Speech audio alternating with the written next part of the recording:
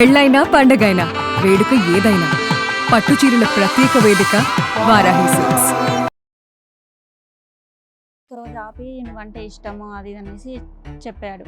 సరే అనేసి మళ్ళీ ఒక 1 వీక్ మాకు ఇంట్లో ఎవరు లేకపోయేసరికి శారీరకంగా ఇద్దరం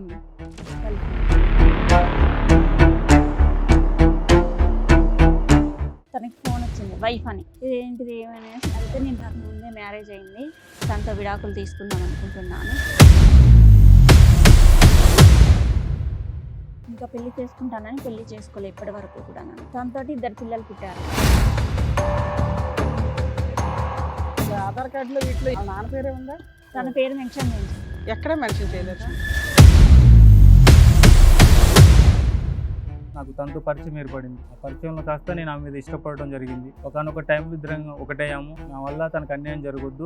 అరే బాబు, పిల్లల పేరు తండ్రి పేరు కూడా పెట్టలేదు నువ్వు.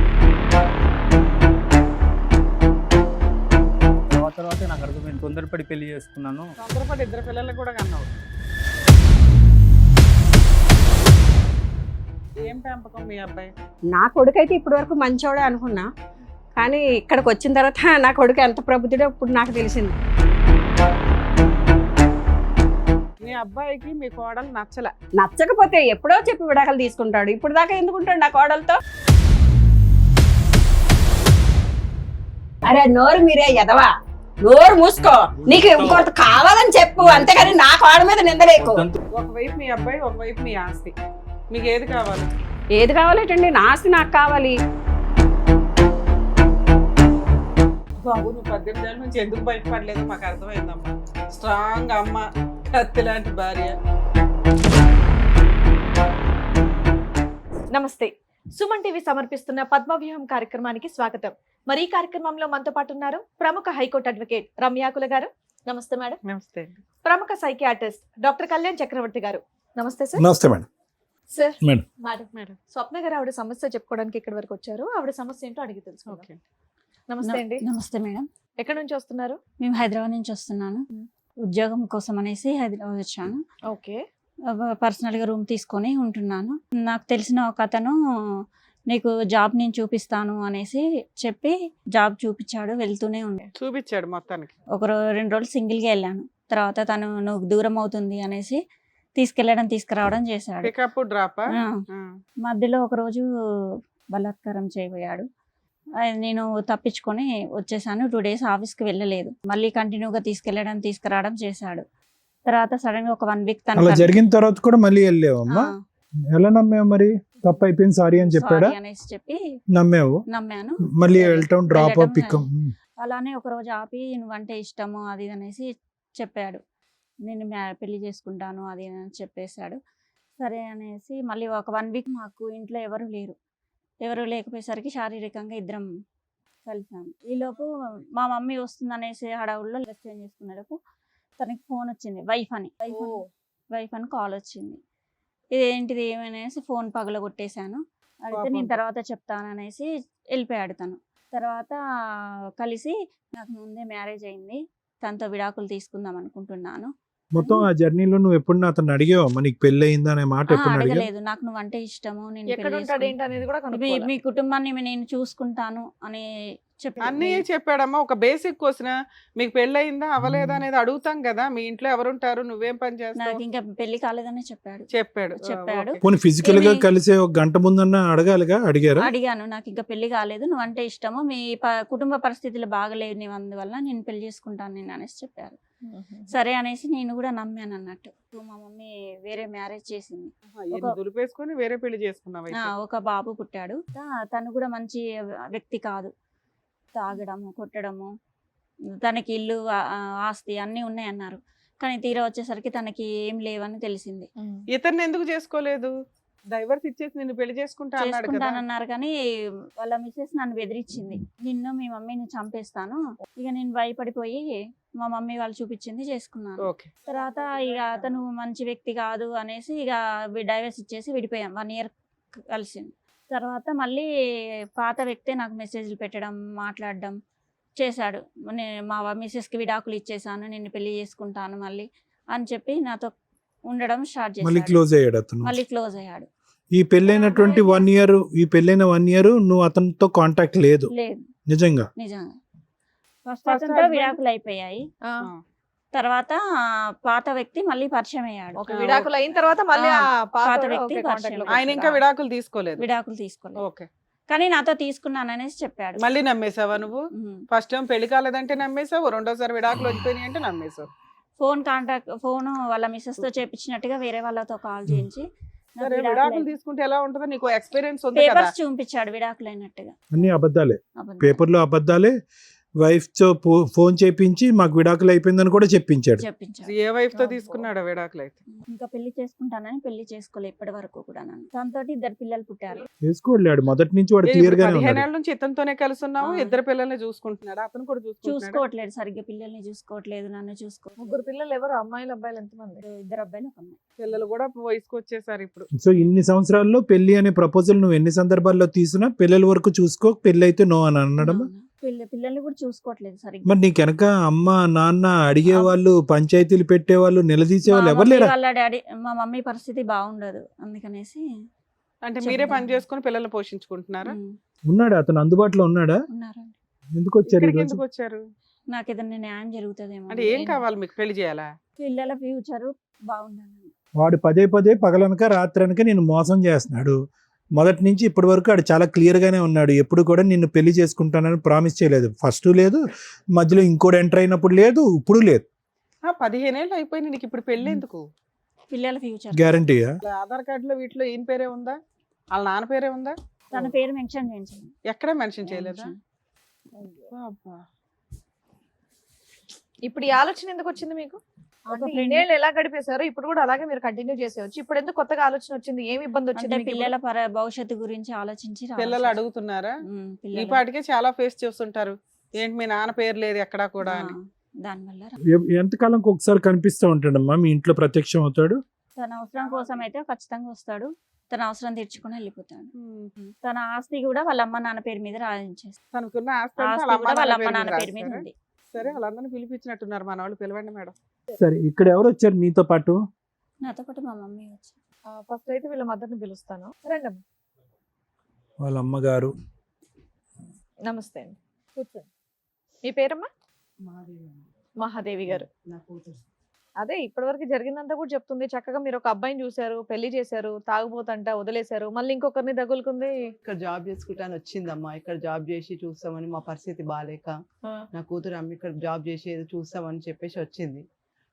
ఇంకొక అతనితో ఇక్కడ పరిచయం అయింది, జాబ్ ఇప్పిస్తానని చెప్పి చూసుకుంటూ అసలు మీ అమ్మాయి మీద మీకు కంట్రోల్ ఉందా లేదా? మా అమ్మాయి అలా పోతుందని మేము అనుకోలేదు సార్.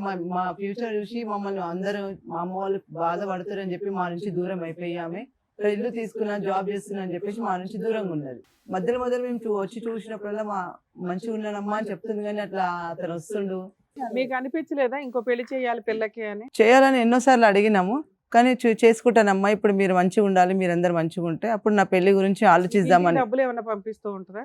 డబ్బులు ఏం లేదమ్మా, కానీ కొంచెం అప్పుడప్పుడు మందులకి మాకు అవి ఉన్నంతలో చూస్తుంటారు. తన కుటుంబాన్ని పోషించుకుంటూ మీకు ధైర్యాన్ని అయితే ఇచ్చింది. ధైర్యం ఇంత 2 పిల్లలకు అన్నది అన్నది మీకు ఎప్పుడు తెలిసిందమ్మా? 2 సంవత్సరాల కల తెలిసింది.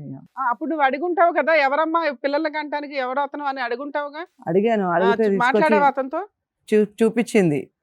చూపిస్తే అబ్బాయిని అడిగావు పెళ్లి అబ్బాయిని చేసుకోమని? అడిగితే నేను చూస్తున్నాను, చూస్తాను అని చెప్పిండు. అబద్ధాలు ఆడి అంతవరకు పోస్ట్పోన్ చేస్తున్నాడు. మొత్తం మోసం చేసుకుంటూ వచ్చాడు మిమ్మల్ని కూడా. ఓకే. సరే, మీరు ఎందుకు వచ్చారమ్మా? ఇప్పుడు ఏం కావాలి? మీ అమ్మాయికి వాళ్ళ భర్త కావాలి, భర్తతో పెళ్లి, అదే అతను కావాలి, అతనితో పెళ్లి కావాలని అంటుంది. మీకేం కావాలి? మాకు ఎందుకు? పిల్లల ఫ్యూచర్ కావాలి, నా కూతురు ఫ్యూచర్ కూడా కావాలి సార్. అవును, ఫ్యూచర్ అంటే ఏంటి? అతనితో ఇప్పుడు పెళ్లి ఆయనతో పెళ్లి కావాలి.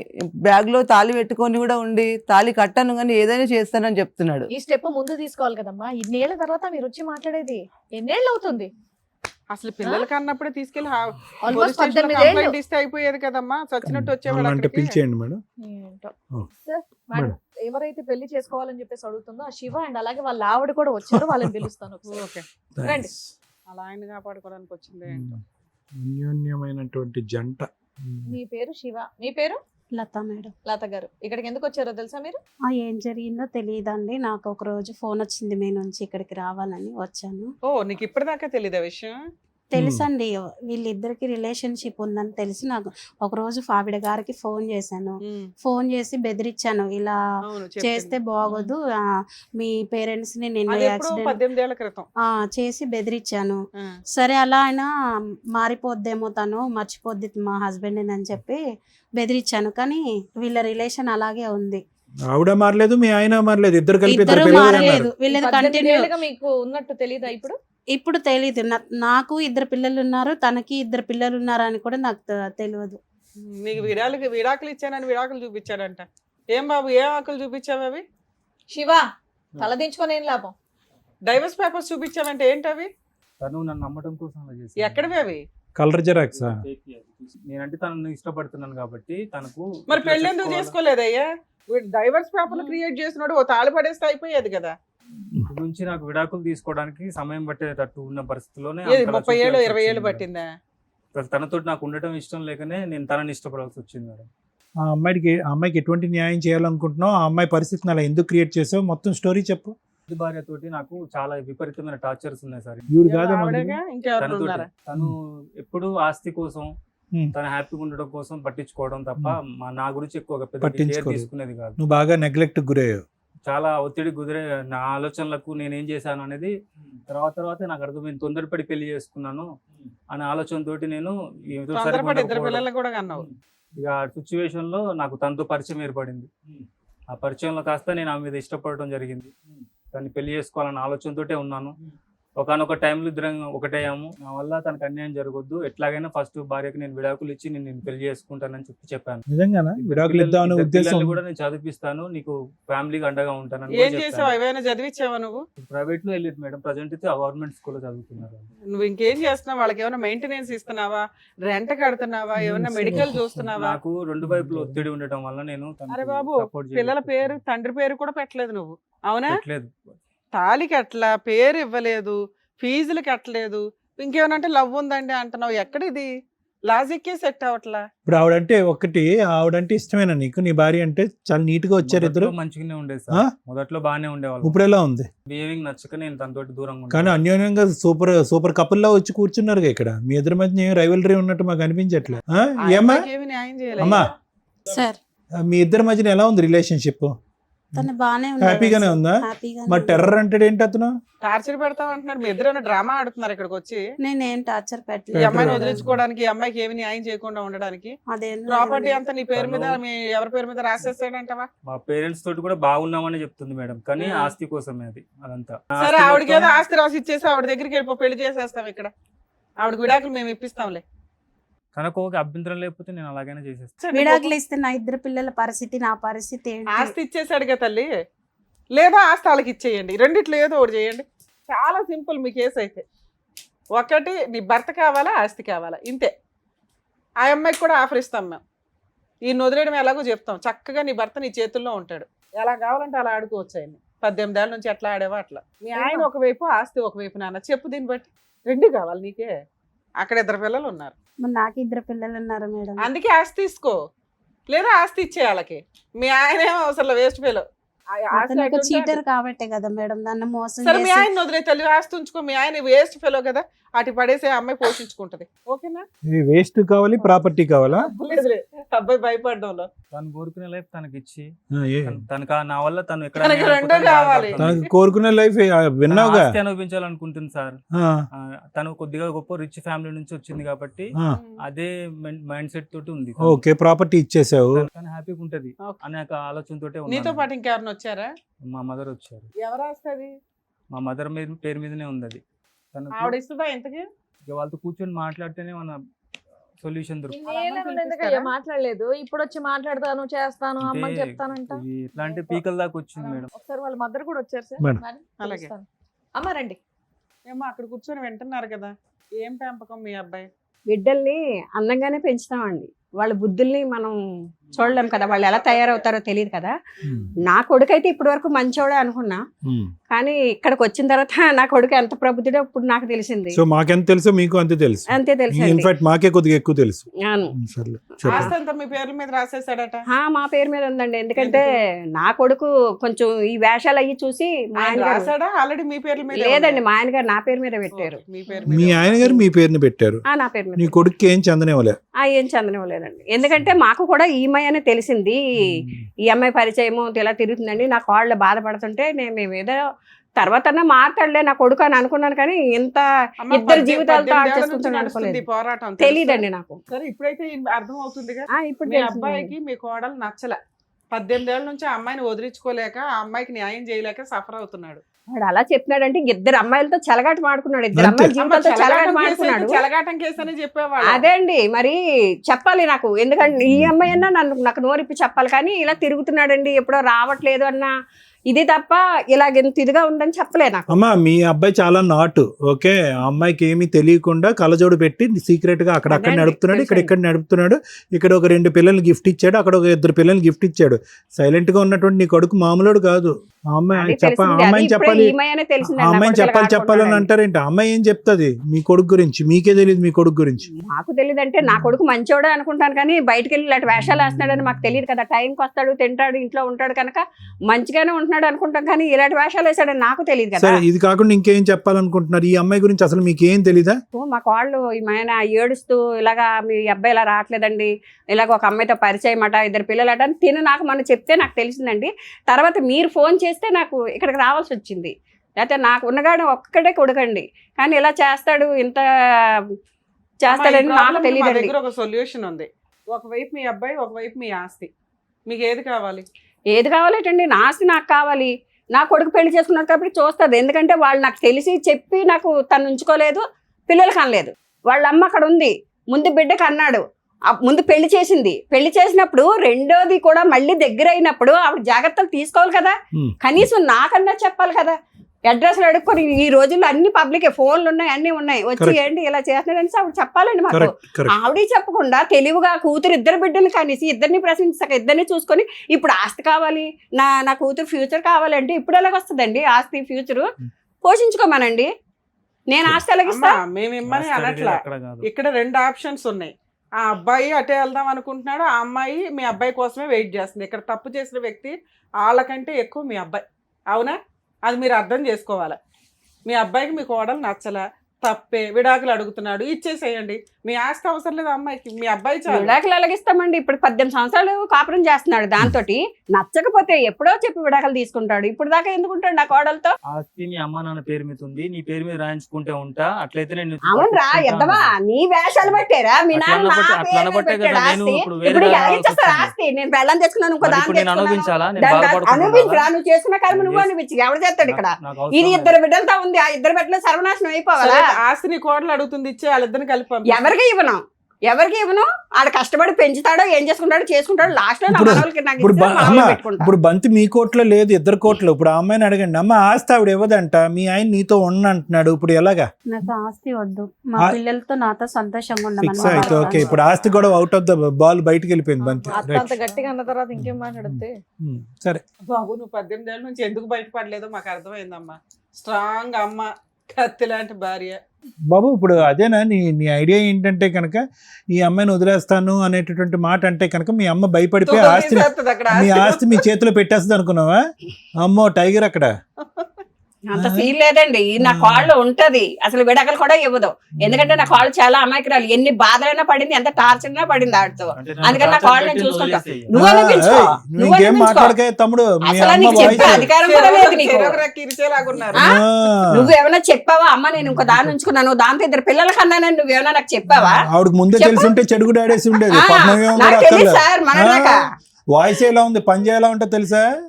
పడిపోయి కింద దొల్లేస్తావు.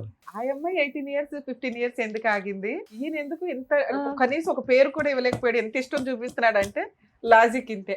అమ్మ ఇప్పుడు పరిస్థితి ఇలా ఉంది, ఏం పేరన్నా? స్వప్న అమ్మ, ఏం చేద్దాం? ఏం చూసుకుంటాడమ్మా? చూస్తున్నావు కదా, ఇప్పుడు వాళ్ళ అమ్మ వాయిస్ విన్న తర్వాత buy 1 get 1 ఫ్రీ, మీ ఆయన వస్తాడు, ఆవిడ కూడా వస్తుంది. రెడీయా నువ్వు? పెట్టిబేడ సర్దుకుని అందరూ పారిపోవాలి. అంత ఈజీగా లేదు ఇక్కడ పరిస్థితి. ఇది ఏదైతే ఉందో ఇది ముందే మీరు ప్రెడిక్ట్ చేసుకోవాలి. మీ ప్రెడిక్షన్ ఎక్కడికి వెళ్ళింది? మీ అమ్మ ఉన్నది దేనికి? నువ్వు కడుపు వచ్చినప్పుడల్లా డెలివరీ చేయటానికి మీ అమ్మ ఉన్నది.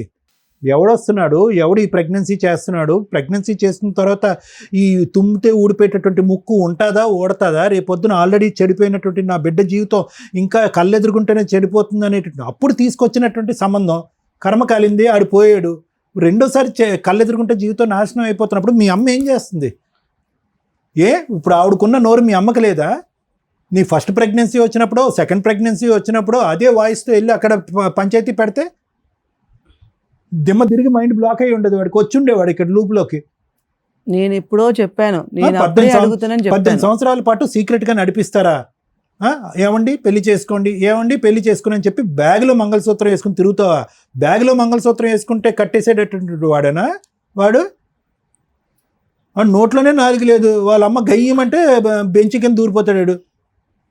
వాడుతున్నా నువ్వు కాపురం చేసేది. ఇప్పుడు గ్యారంటీ కావాలంటావు, ఫ్యూచర్ అంటావు. నీది కాదు, జీవితం చెడిపోయింది. పిల్లలకి ఏమని చెప్తావు? అప్పుడప్పుడు వస్తాడని నాన్న మీ నాన్న, ఎప్పుడు కనిపించడు, ఈ నాన్న పేరు అప్పుడప్పుడు నాన్న అని చెప్తావా? నేను అందుకనే నేను ముందే చెప్పాను, ఎప్పుడు వచ్చినప్పుడల్లా నాకు చెప్పు, వాడు వచ్చినప్పుడల్లా నేను ఇంటికి వెళ్ళి అడుగుతానంటే కూడా నన్ను చెప్పనీయలేదు సార్. నన్ను మమ్మల్ని చెప్పనీయలేదు. ఒక గ్రూప్ ఈ విషయాన్ని బయటికి రాకుండా ఇప్పటిదాకా ఆపారు. ఆ. ఇలా ఆవిడకి తెలిసింది, విషయం బయటకు వచ్చింది, నీకు తెలిసింది, విషయం బయటకు వచ్చింది. కాదమ్మా విను, స్వప్న విను, అంత ఈజీ కాదు. ఫస్ట్ విను, ఆలోచించు, ఆలకించు. ఎందుకు అంటే కనుక ఇక్కడ ఎవడైతే కనుక ఆ వ్యక్తి ఉన్నాడో ఆవిడ్ని డైవర్స్ అడుగుతున్నాడు, మొదటి భార్యని.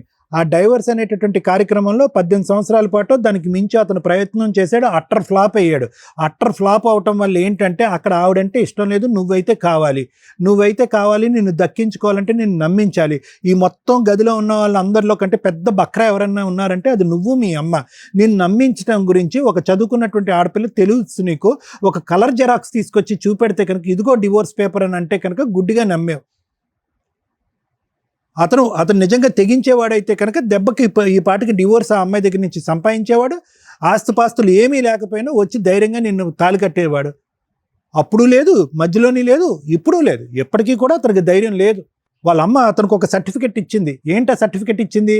ఒరే నువ్వు చేతకాని కొడుకువి, నీమే నమ్మకం లేక నువ్వు జీవితాలని సర్వనాశనం చేస్తావు, నీ జీవితం పాడు చేసుకుని మా జీవితాన్ని కూడా సర్వనాశనం చేస్తానని చెప్పి పసిగట్టి మీ నాన్న ముందొస్తేనే ఆస్తి నా చేతిలో పెట్టాడురా, నీకు ఆ దరిద్రం ఉందనుకున్నాను, ఈ దరిద్రం కూడా ఉందని చెప్పి ఆడికి చేతులు ఎత్తి దండం పెడుతుంది. అది అసలు విశ్వరూపం వాడిది. ఇంత విశ్వరూపం నీకు 18 సంవత్సరాల పాటు కని 2 పిల్లల్ని కన్నా తర్వాత కూడా నీకు తెలీదు అంటే మేము నమ్మమ్మా, మేము నమ్మం. నువ్వేమో అంత అమాయకురాలు కాదు. నువ్వేంటంటే ఒక తప్పు చేసావు, నమ్మేశావు, ఇంకో తప్పు చేసావు, మళ్ళీ నమ్మావు, అలా నమ్ముతూనే పోయావు. అతని క్యారెక్టర్ బట్టి నమ్మకం కాదు. ఎప్పటికైనా మనిషి మారుతాడేమో, ఏదో మంత్రమో మాయ చేసి అక్కడ డైవర్స్ చేసేస్తాడేమో. డైవర్స్ ఎందుకు ఇవ్వాలి అమ్మాయికి? ఏంటి ఆ అమ్మాయి చేసిన తప్పేంటి? ఏం చెప్పాడు మీ ఆయన? ఏం గొడవ చేస్తుంది? ఎంతమంది భార్యాభర్తలు గొడవ చేసుకోరు? మీ అమ్మ నాన్న గొడవ చేసుకోరా? ఏం గొడవ ఉంది వాళ్ళిద్దరి మధ్యన? చిలక గోరింకల్లా కూర్చున్నారు, ముద్దుగా మాట్లాడుకుంటున్నాడు. ఆ అమ్మాయి గిచ్చుతుందో తను గిల్లించుకుంటున్నాడు. ఏం గొడవలు అయిపోయినాయి అక్కడ? నోరిప్పి చెప్పు, ఇప్పుడు ఏం చేస్తావు? నేను ఇన్ని రోజుల నుంచి అడుగుతున్నా నిన్ను, చేస్తాను మాట్లాడుతున్నాను. మీరు దగ్గరుండి ఏం చేస్తావు నువ్వు? మీరు దగ్గరుండి డెలివరీ పోసినప్పుడు ఉండాలి. ఉండండి, ఆగండి. ఇప్పుడు టూ లేట్ అమ్మా. నేను ఇందాక అన్నటువంటిది ఒకే ఒక ప్రశ్న మిమ్మల్ని అడిగాను మేడం. మీ అమ్మాయి మీ కంట్రోల్లో ఉందా లేదా అని అడిగాను. ఆవిడకంటే ఓకే, వాళ్ళ కొడుకు గురించి ముందే అసెస్మెంట్ తెలుసు, డాకు మంగళ సింగ్ అని చెప్పి. మీకు మీ అమ్మాయి గురించి తెలీదా? మీ భవిష్యత్తు తెలీదా? ఏదో ఊరు కానీ ఊర్లో ఉంది, ప్రెగ్నెన్సీల మీద ప్రెగ్నెన్సీలు వచ్చేస్తున్నాయి. ఎక్కడి నుంచి వచ్చేస్తున్నాయి? పురుడు పోయటానిక మీరు ఉన్నది తల్లిగా? మంచివాడని మా దగ్గర ఏం మంచివాడమ్మా? దొంగోడిని పట్టుకుని మంచివాడు అంటారు, తెలియట్లేదా? చూస్తేనే మంచోడైతే కనుక అన్నమాట మీద నిలబడాలి, పిల్లలకు ఒక భవిష్యత్తు ఇవ్వాలి, అమ్మాయికి డైవర్స్ ఇవ్వాలి, పద్ధతికి ఈ అమ్మాయిని పెళ్లి చేసుకోవాలి. ఏం మంచితనం గురించి మనం మాట్లాడుతున్నారు? నెమ్మదిగా నోట్లో నాలుగు లేనట్టు మన్ను తిన్న పాములా ఉంటే మంచోడా? తడిగొడ్డతో గొంతులకు వస్తాడు. ఇప్పుడు ఎవరింది నష్టం?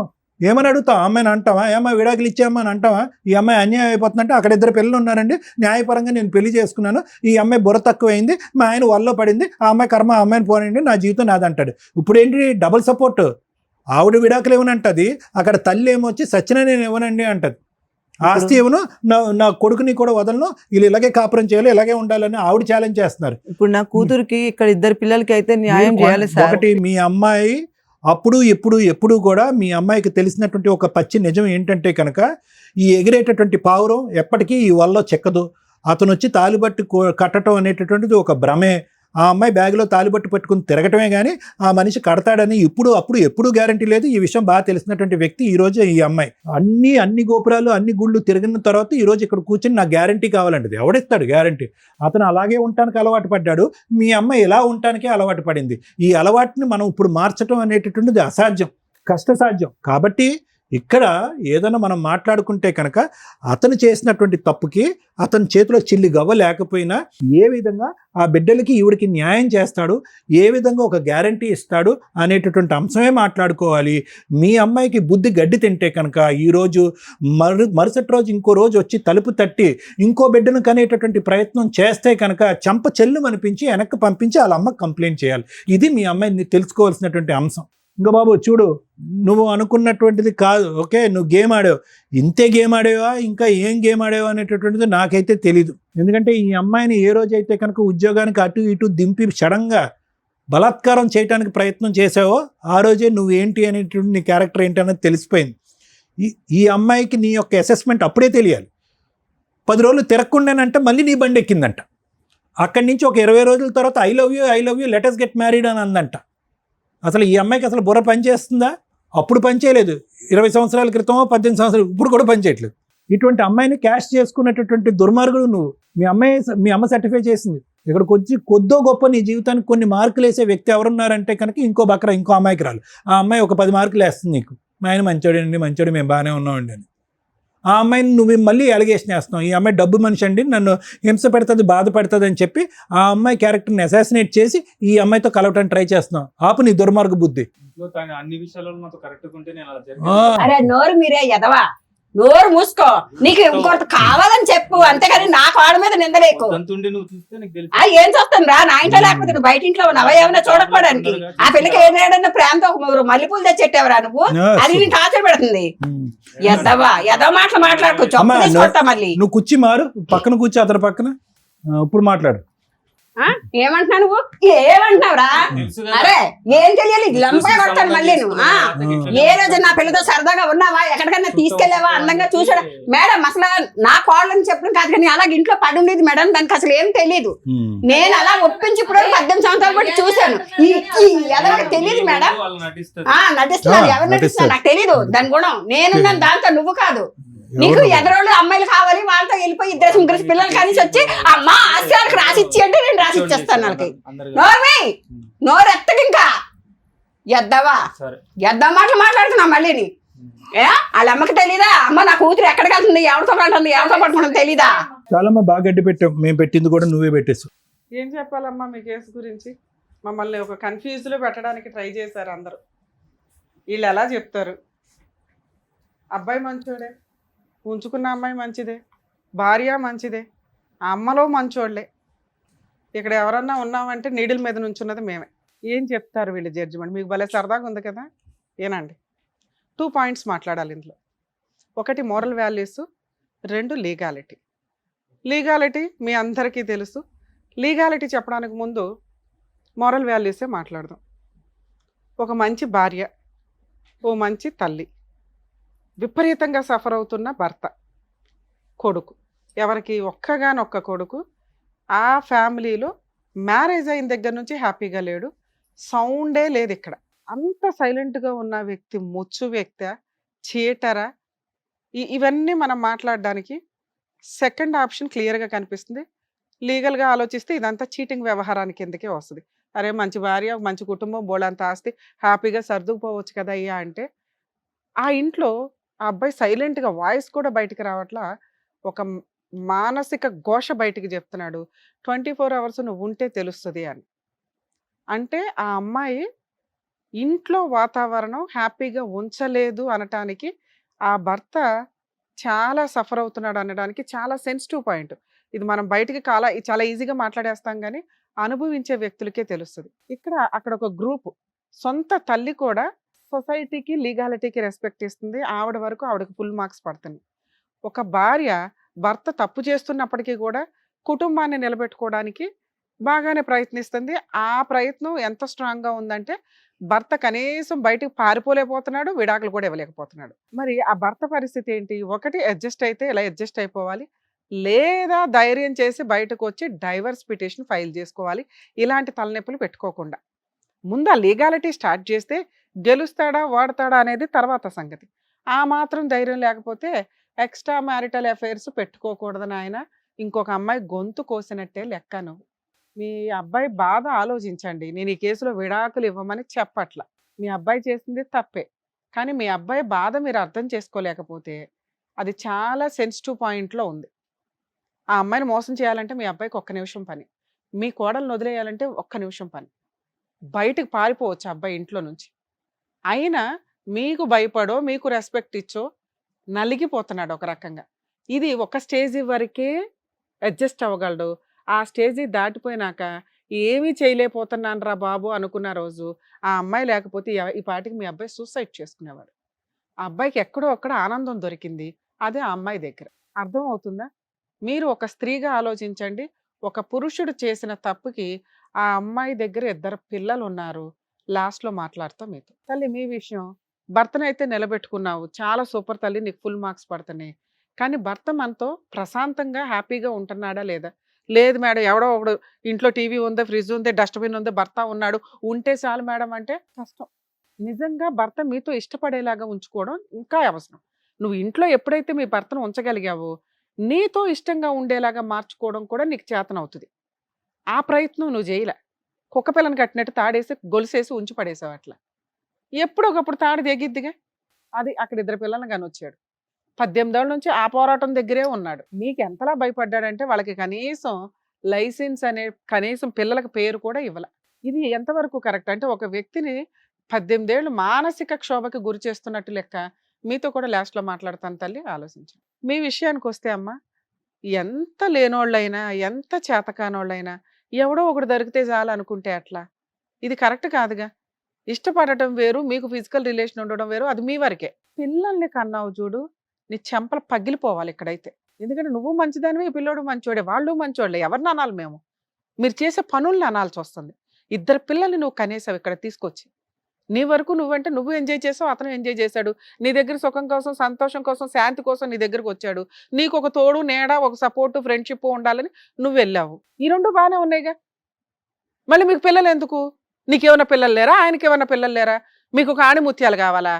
కర్మ ఏంటంటే వాళ్ళకి పేరు కూడా ఇవ్వాలా మీరు? ఈ రోజున వాళ్ళు 15 ఏళ్ళు 13 ఏళ్ళ పిల్లలు చేతికొచ్చారు. వాళ్ళ తండ్రి ఎవరు అని చెప్పు. మీరెవరు ఇక్కడ మాట్లాడ్డానికి? వాళ్ళిద్దరి గురించి కదా మేము మాట్లాడాలి. పిల్లలకి తండ్రి పేరు పెట్టుకోలేని నువ్వు ఇక్కడికి వచ్చి కూర్చొని నాకు న్యాయం చేయండి అంటున్నావు. ఈ పిల్లాడు నీకు ఇవ్వాలి. వెనక గోతులు దోస్తాడు తప్ప ధైర్యంగా ఒక మగాడిలాగా ముందుకొచ్చి పోరాడే లక్షణాలు ఒక్క పాయింట్ కూడా లేవు అతని దగ్గర. నీకు అవసరం కాబట్టి నువ్వు తగులుకున్నావు. కనీసం పేరు కూడా పెట్టించలేకపోయావు. నువ్వన్నా పెట్టేయచ్చు కదమ్మా. లేడండి మా ఆయన డైవర్స్ అయిపోయి పలానా వచ్చి వెళ్తా ఉంటాడని ఏది చెప్పినా అబ్బాయి పేరు యాడ్ చేస్తారు.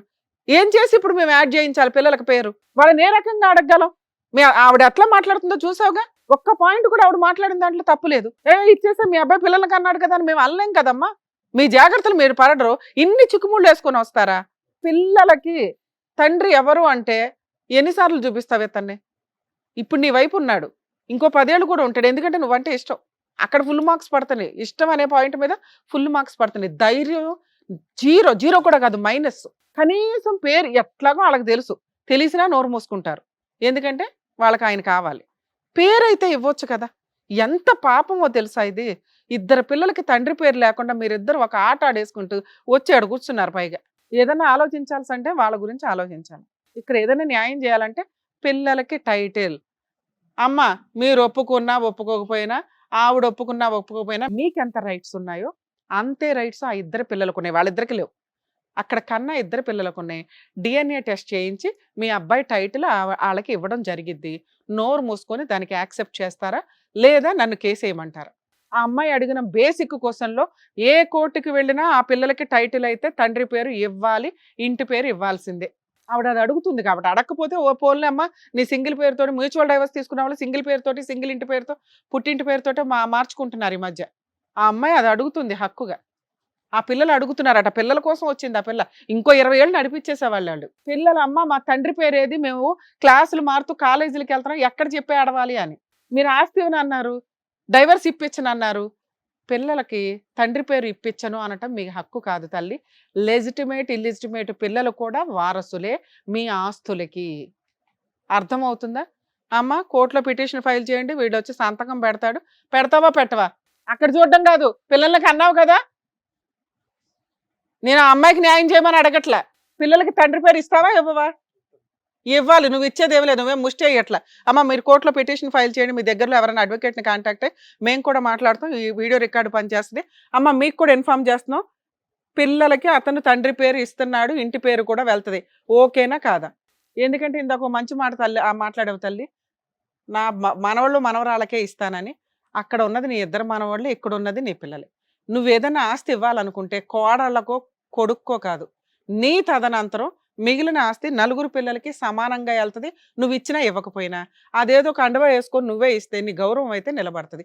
ఎందుకంటే ఇందాక చెప్పాను, చట్ట ప్రకారం అక్కడ ఇద్దరు పిల్లలు మీ వారసులే. మీరు కాదు అన్న అమ్మాయి ఇప్పుడు కేసేస్తుంది. లేదు మీ మీద గౌరవంతో కొంతకాలం ఆగుతానంటే ఆగుతుంది. మీరు మాట ఇస్తే ఇప్పుడు ఆపుతాము. పార్టీషన్ సూట్ వేసుకునే రైట్స్ వాళ్ళకు ఉన్నాయి.